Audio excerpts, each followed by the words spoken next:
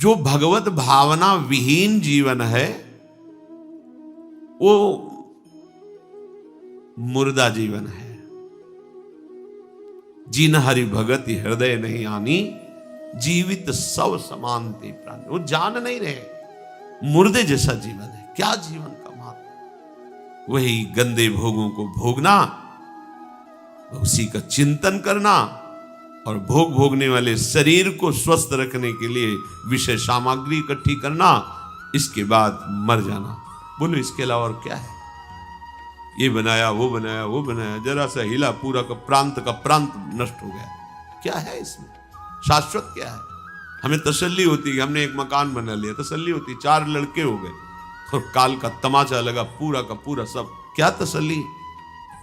हृदय को तसल्ली तब दो जब नाम चल रहा है, राधा राधा राधा राधा। दिनचर्या ही नहीं बन पा रही है आज के इस नए समाज की, दिनचर्या ही नहीं बन पा रही, भगवत भावना ही नहीं है। देखो, अगर परिवार में रह करके आप भगवत भावना नहीं करते तो सब परिवार में रहकर आसक्त हैं और सब दुर्गति को प्राप्त होते हैं। जब तक भगवत भावना नहीं है तब तक सब अविधि पूर्वक है। मान लीजिए सब अविधि, विधि भगवत भावना है। कुछ भी, किसी से भी, कोई भी, बस भगवत भाव, वही आनंद का अनुभव हो जाएगा। अतः उनके द्वारा किया गया देवताओं का पूजन मूल में मैं ही हूं, मेरा ही है, पर वो अविधि पूर्वक है। अविधि पूर्वक का तात्पर्य है कि वो ये नहीं जानते कि इस रूप में सर्व सामर्थ्यशाली भगवान ही विराजमान है। कभी कभी मंत्रों का ज्ञान नहीं होता, पूजन की सामग्री शुद्ध नहीं होती, भाव शुद्ध नहीं होता, इसलिए उनका पूजा सेवा आगे चल करके फल प्रदान नहीं कर पाता। प्रभु कह रहे हैं, मेरे में रिझाने के लिए किसी पूजा सामग्री की या किसी धन संपत्ति की आवश्यकता नहीं।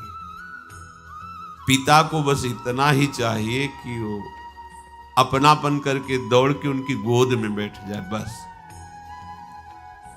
अपनापन प्रभु को चाहिए। माया के भूल भुलैया से वापस लौटिए और एक बात केवल बैठ जाए अगर हृदय में कि मेरे प्रभु, अब मैं थक गया हूं, यहां कोई मुझे सहारा देने वाला नहीं, अपना नहीं, नाथ मुझे अपना बना लो। ये बहुत बड़ी बात है हृदय की। किसी के बहुत भाग्यशाली होगा उसके हृदय में बात आए, प्रभु उसकी रुचि का विषय बन जाते हैं।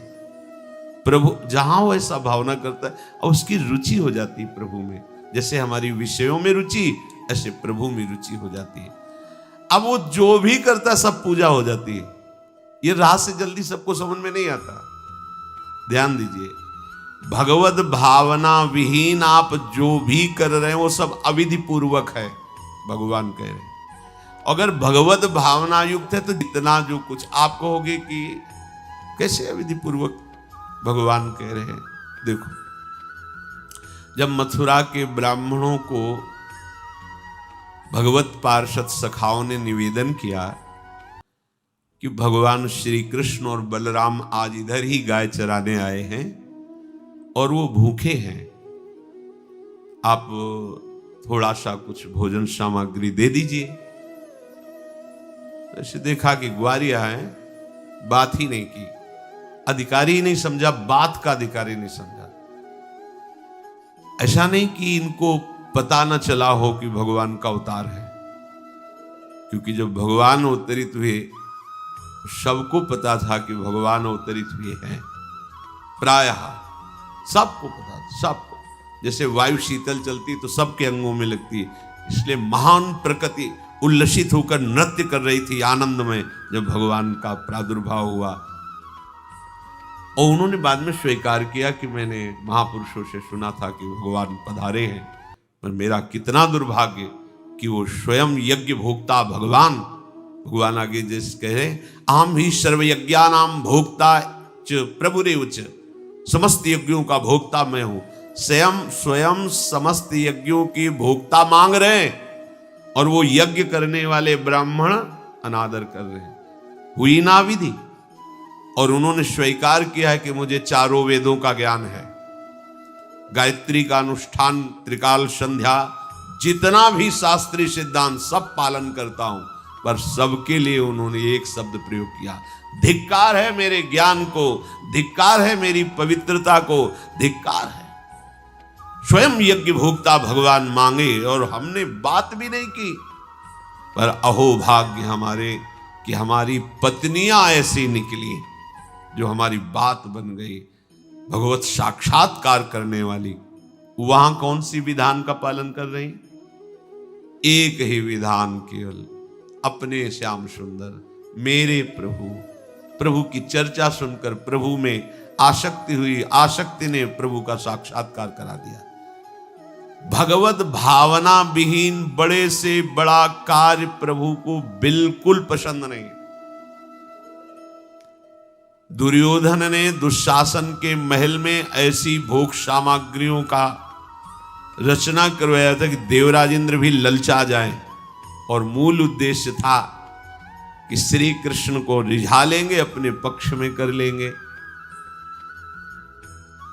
प्रभु ने उनसे वार्ता जब संधि की तो उन्होंने कहा कि बिना युद्ध के 5 गांव की बात क्या, सुई के अग्रभाग भी नहीं दे सकता, सुई के अग्रभाग भर भी जमीन नहीं दे सकता। 5 गांव की भगवान ने कहा था ऐसा करो, तुम हस्तिनापुर के चक्रवर्ती सम्राट पर बैठे रहो, 5 गांव दे दो पांडवों को, वो मेरे भक्त हैं, मेरा आदेश पालन कर। उनका सूजी अग्रे न केशवा, सुई की नोक भरेंगे।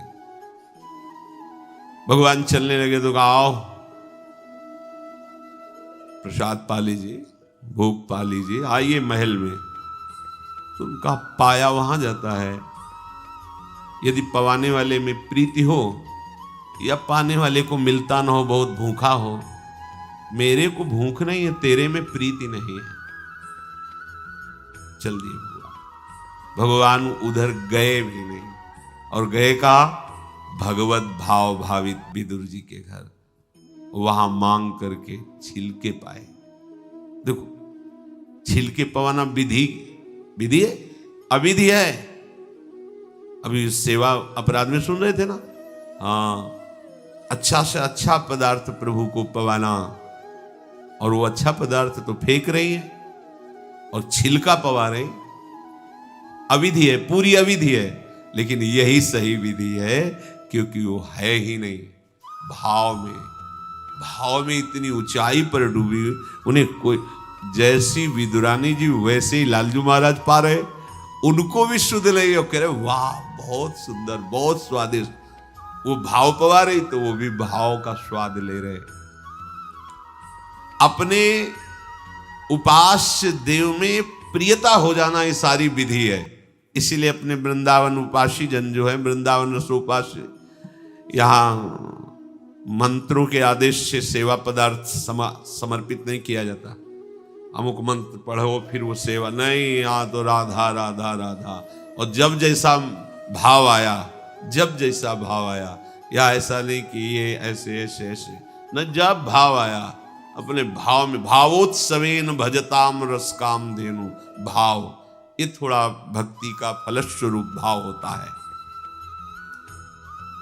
जो प्रभु से विलग भाव करके उपासना की जाती है वो अविधि पूर्वक हो जाती है, और जो भगवत भाव करके की जाती है वो सब विधि मानी जाती है। जिसमें हमारे प्रभु को सुख मिले, ऐसी भावना करके जो भी किया जाए उससे भगवत प्राप्ति निश्चित है। क्योंकि श्री भगवान कह रहे हैं, अहम ही सर्वयज्ञानां भोक्ता च प्रभुरेव च न तु माम अभिजानन्ति तत्वेनातश्च्यवन्ति ते। क्योंकि सब यज्ञों का भोक्ता मैं हूं, मैं सबका स्वामी हूं, परंतु ये जो मेरे से विमुख हैं ये ऐसा नहीं जानते, ये मुझे तत्व को नहीं जानते, इसलिए ये अन्य भावना किया करते हैं। जो मेरे को नहीं जानते हैं, मेरे भाव से नहीं है, वो कुछ भी करें उनका पतन ही होता है। बात इसमें यह है कि जब अविनाशी नित्य चिदानंद भाव ही नहीं है तो विनाशी खेल में सत्य भाव से लगोगे तो तुम अविनाशी का विनाश ना होते हुए भी विनाश की सारी लीला सहनी पड़ेगी।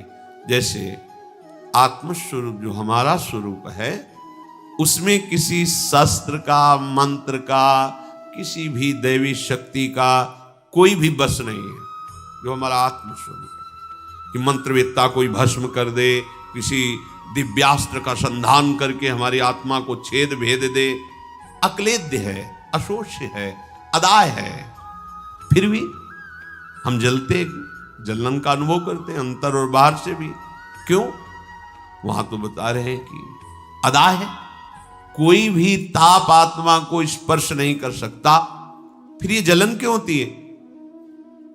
लगता तो हमें ही कि मैं अंदर से जल रहा हूं या बाहर से शरीर में अग्नि आदि छू जाए तो ताप लगेगा, क्योंकि हम अपने अविनाशी भाव में नहीं हैं। ध्यान दीजिए, अविनाशी होते हुए भी अविनाशी भाव में ना होने के कारण मुझ अविनाशी तत्व को विनाश की पूरी लीला सहनी पड़ती है, पूरे कष्ट सहने पड़ते हैं। नहीं सहने पड़ते? देखो आप, जन्म मरण मेरा थोड़ी होता है। मेरा स्वरूप नयनम छिन्नन्ति शस्त्राणि नयनम दहति पावकः न चैनम क्लेदयन्त्यापो न शोषयति मारुता, पर हो रहा है। हम जल में डूब के मर सकते हैं, हम वायु के प्रवाह में, हम नाना प्रकार के दुखों के प्रवाह में। क्या हुआ? बोले चूंकि तुम अपने अविनाशी स्वरूप भाव से बिलग हो। समझ गए? वही बात यहां श्री भगवान कह रहे हैं कि यदि तुम ये भाव नहीं समझ पा रहे कि सबका भोक्ता मैं ही हूं, सब यज्ञ जितने भी साधन सबका फल प्रभु ही है, मैं सबका स्वामी हूं। जो मेरे को तत्व से नहीं जानते हैं, मेरे पर भाव नहीं करते, उनका पतन ही होता है। कारण ये अविनाशी भाव ना होने के कारण, विनाशी में सत्यत्व भाव होने के कारण परिणामता कुछ हाथ नहीं लगेगा, केवल नाश ही नाश।